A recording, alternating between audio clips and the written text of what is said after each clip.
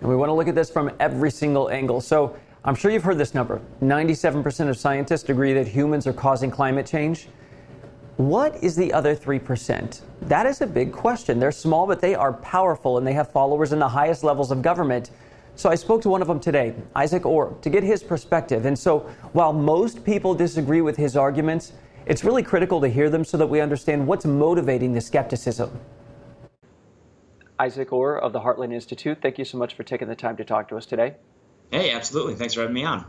The viewpoint espoused probably Heartland and in a tiny minority of the scientific community is that there are reasons to be skeptical about the climate. Now, I want to just say off the top, of course, this is not the majority, and some people strongly disagree with you, but we want to give you the time and the platform to explain why is there skepticism still in part of the scientific community?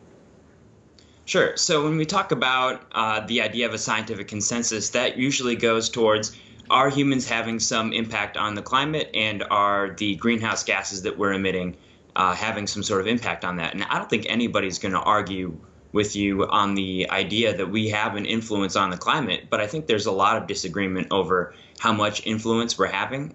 Even the IPCC, Intergovernmental Panel on Climate Change, the UN's climate change arm, has downwardly revised how sensitive they think that the atmosphere is to doubling of CO2 in the atmosphere. So essentially, we're just getting a better understanding of how much impact we're probably going to have, and it's not as the worst case scenario isn't as bad as had been predicted before. There is a consensus that climate change is happening. Yep.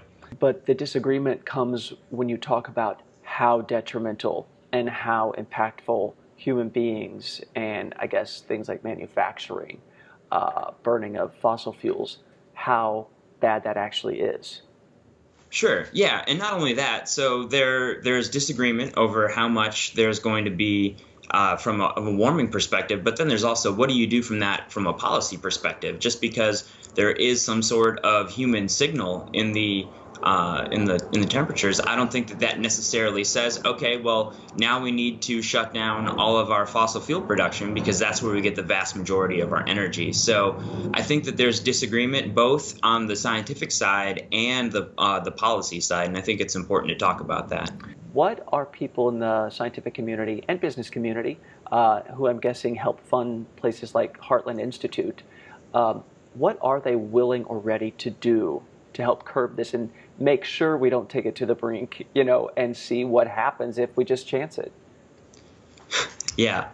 Well, I think it's important to look at the policies that other countries have tried to implement and see how effective that is and what the result of those policies is. You look at Germany, they've very aggressively tried to subsidize wind and solar power, yet they still get most of their energy from oil, natural gas, and coal. So coal accounts for something of it's like 44% of all the energy that they produce, or the electricity that they produce. So I just think that when we talk about wind and solar, we're talking about unserious solutions to this problem. If you think that climate change is the biggest threat to humans, you should be advocating for nuclear, end of story, because it's the most dispatchable, it's the most dependable. And if you think it's that big of a deal, that should be your policy prescription. And if you're not willing to do that, it doesn't really seem like you're being serious. All right. Well, Isaac Orr of the Heartland Institute, thank you for bringing us into this world and into this thought process that obviously has the ear of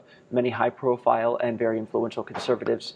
It's an important perspective to get, so I appreciate it. Well, thanks for having me. I appreciate it.